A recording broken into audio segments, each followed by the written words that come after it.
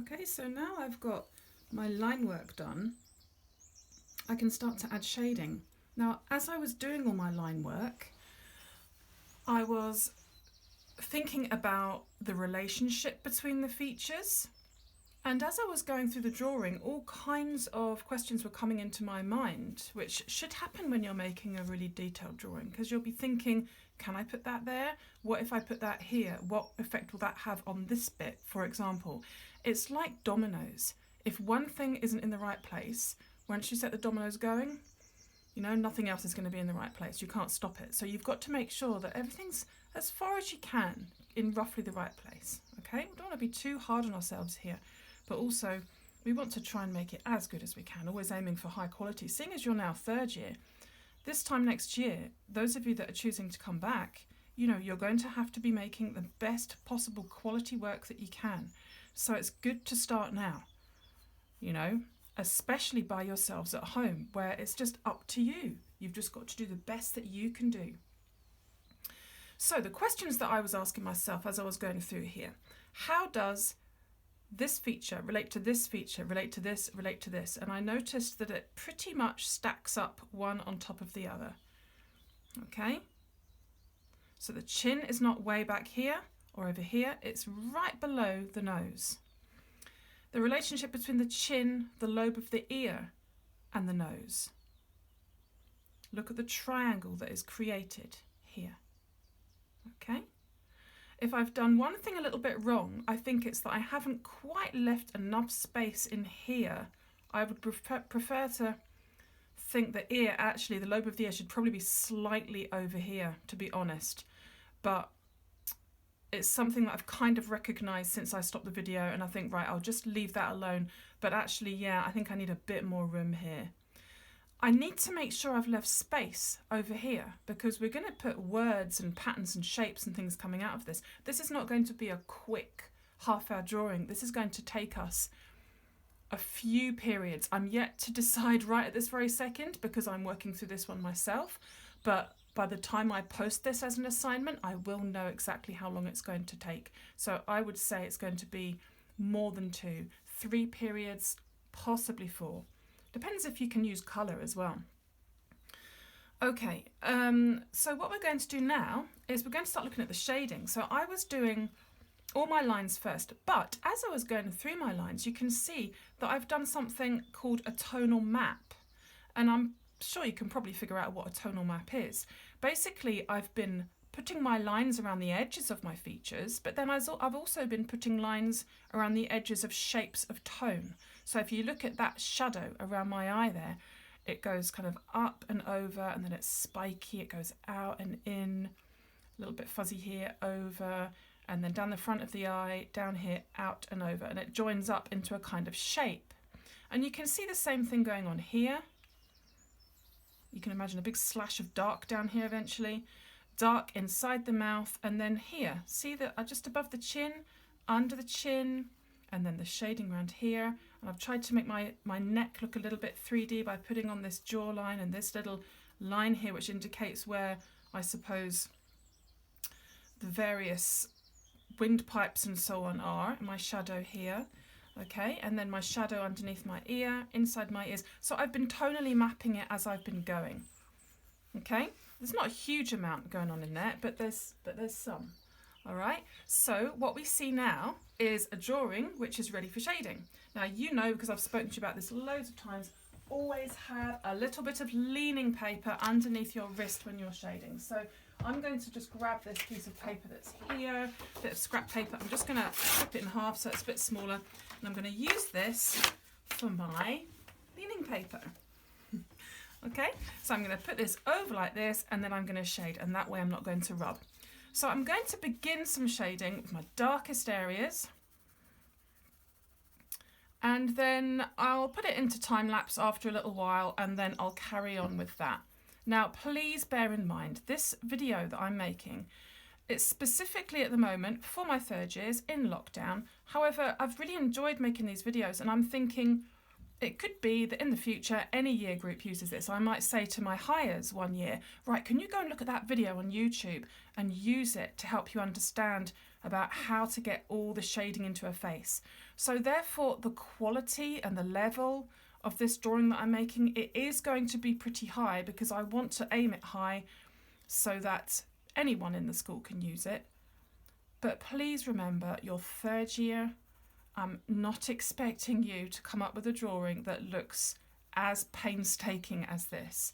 Of course, there might be one or two of you out there who will do a drawing as painstaking as this because this is your thing and you absolutely love it and you want to immerse yourself for 6 hours in this, and you're the people I'm going to be seeing back for higher in a few years, maybe advanced higher, maybe art college portfolio in 6th year. Okay, so the level of what I'm doing here is beyond third year. Please remember that. The last thing I want is for, you know, people who are in third year who are perhaps not even considering taking art next year, and you're looking at this and you're thinking, I can't do that, that's just, you know, that's not fair, I can't be expected to draw like that. I'm not expecting you. Okay? This is something to aim for in years to come. So, as you can see, I'm building up a really strong dark tone here. Where my eye is really screwed up is really dark, so I need to work that in. And then the angle of that screwed up bit comes across and then out a bit, so, and that lengthens. So I can just lengthen this little bit here. And then if I look carefully, there's a slightly lighter tone above there, and there's some little eyelashes, so I can even put those in. There we go, a little bit of texture.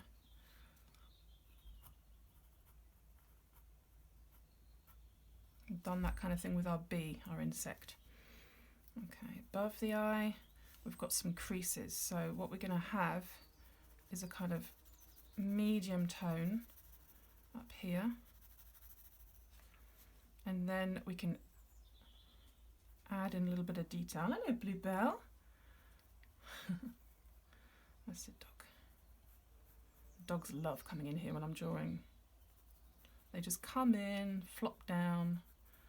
So sometimes I stand up from a drawing and fall over them because I haven't realised they've crept in behind me.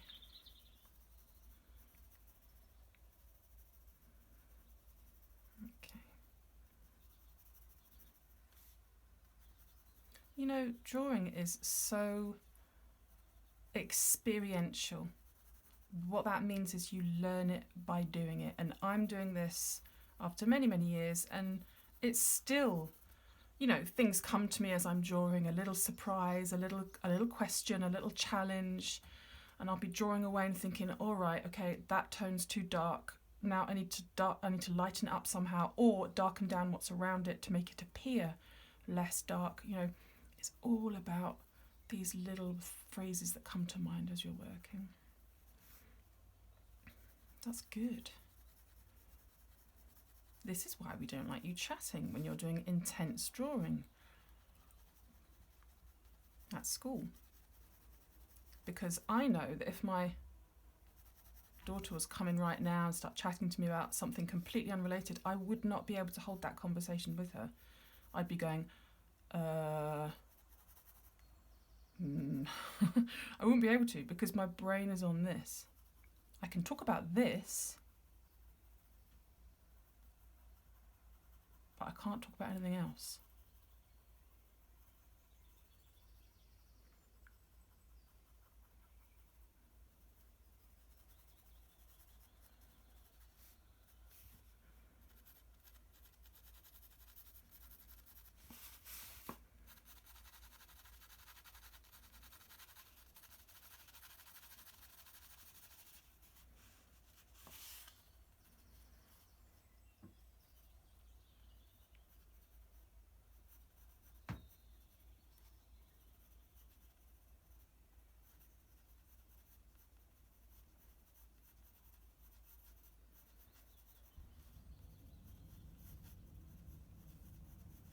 Look at the angles of all these wrinkles.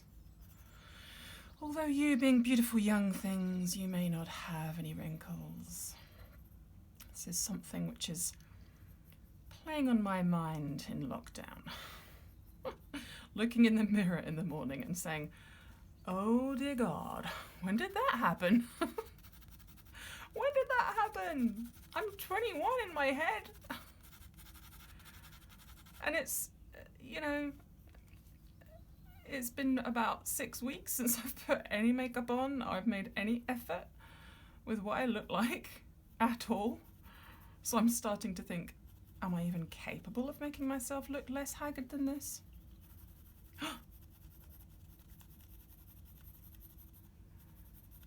Yes, the haggardy lines, they're all there for all to see, but I don't care. And you shouldn't care. And if there's one thing I wish I could do, it would be to give kids your age a pill so you would stop caring.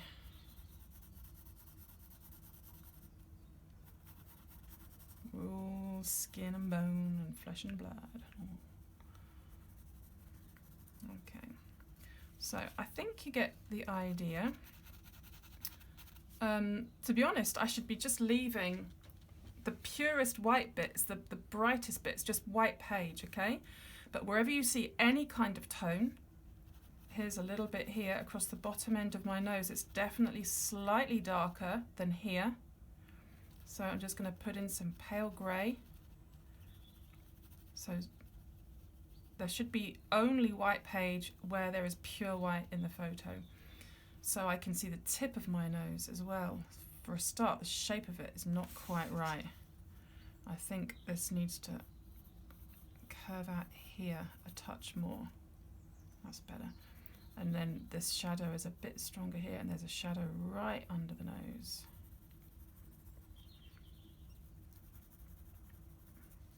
Notice how I'm holding my pencil. Notice how I'm engaging my left hand the whole time. If I'm not using it to hold the paper here, my leaning paper, I'm using it to support my paper here.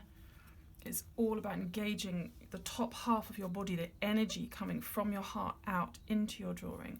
You can't, this is why I can't understand when people are drawing in school and they've got their left arm, their non-drawing hand just flopped in their lap. And I think, how can you do that? Because you're drawing, you have to support, yeah? So, all these little things, they all come together.